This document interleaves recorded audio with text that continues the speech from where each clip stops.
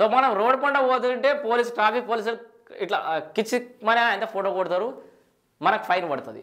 ఎనుకో ముందు మళ్ళీ జార ఆపిన కాడ ఆయన ఈ బాధ తట్టుకోలేక ఆయన పైసలన్నా కడదాం, ఆఫర్ ఇచ్చినప్పుడు సగం అని అట్టుకుంటాం. మరి ఆర్టీసీ బస్సుల పరిస్థితి ఏంటని చాలామందికి అనుమానం రావచ్చు. ఆర్టీసీ బస్సులకు కూడా చాలా వేలల్లో కూడా చలాన్లు అయితే పెండింగ్ ఉన్నాయట. చూడరు అదే వార్త. ఆర్టీసీ బస్సులపై 6,000 చలాన్లు పెండింగ్ అట. 6,000 రూపాయలు కాదు, 6,000 చలాన్లు పెండింగ్ ఉన్నాయి ఆర్టీసీ బస్సుల మీద.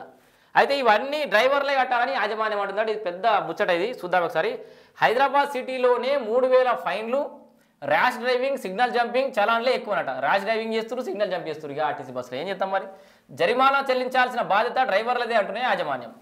సో రాష్ట్ర వ్యాప్తంగా ఆర్టీసీ బస్సులపై 6,000 చలాన్లు పెండింగ్లో ఉన్నాయి. ఒక్క హైదరాబాద్ సిటీలోనే 3,000 చలాన్లు పడ్డాయి.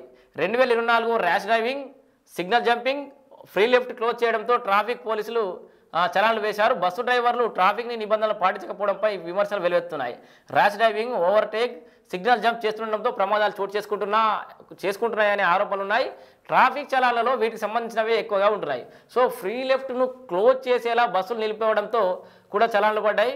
సో పెండింగ్ చలాన్లే 6,000 ఉంటే ఫైళ్లు చెల్లించిన వాటిని కూడా పరిగణలోకి తీసుకుంటే పెద్ద మొత్తంలోనే ఉంటాయని, పెండింగ్ చలాన్లు బస్ డ్రైవర్లే కట్టాల్సి ఉంటుంది. అందుకే చాలా వరకు చలాన్లు పెండింగ్లో ఉన్నట్టు ఆర్టీసీ అధికారులు చెప్తున్నారు. మరి ఎందుకంటే వాళ్ళు డ్రైవింగ్ చేస్తున్న బాధ్యత వాళ్ళే కాబట్టి, మరి ఒకవేళ యాజమాన్యమే కడుతుంది అనే ప్రకటన చేస్తే ఇంకా ఎక్కువ కూడా చలాన్లు, ఇంకా ఎక్కువ నిర్లక్ష్యం కూడా వచ్చే అవకాశం ఉంది. వీళ్ళే కడతారు. కానీ నా రిక్వెస్ట్ ఏంటంటే దానిలో కన్సెషన్ ఇయ్యి. డ్రైవర్ పాపం వాళ్ళకి వచ్చే జీతాలే అరకొర, హెవీ లోడ్ తోటి బస్సులు నడుపుతారు, కింద మీద అవుతారు, ఆగమవుతారు. వాళ్ళకి వచ్చే జీతంతో వాళ్ళు బతకాలి. అలాగే ఆ జరిమానా ఏదైతే ఉందో సగానికి సగం చేయాలి. వాళ్ళకు ఆఫర్ ఇస్తే అవన్నీ కట్టేస్తారు. ఇక డ్యూటీలో ఏ డ్రైవర్ ఉంటే అతనే ఈ చలాన్లు చెల్లించాలనే నిబంధన ఆర్టీసీలో ఉంది. ప్రమాదాల సంఖ్య కూడా తక్కువే అంటున్నా మేనేజ్మెంట్. బస్సులతో జరిగే రోడ్డు ప్రమాదాల సంఖ్య చాలా తక్కువని ఆర్టీసీ అధికారులు చెప్తున్నారు. ఇతర వాహనాలతో పోలిస్తే 1 లేదా 2% మాత్రమే బస్సు కారణంగా యాక్సిడెంట్లు జరుగుతున్నాయని అంటున్నారు. అద్దె బస్సుల కారణంగా ప్రమాదం జరిగినా, ట్రాఫిక్ నిబంధనలు ఉల్లంఘించినా వాటికి ఆర్టీసీ మేనేజ్మెంట్ బాధ్యత వహించదని స్పష్టం చేస్తున్నారు. అది అన్డౌటెడ్లీ అద్దె బస్సులు ఉంటాయి, అవి వాళ్ళ యాజమాన్యాలు, వాళ్ళ డ్రైవర్లు చూసుకుంటారు.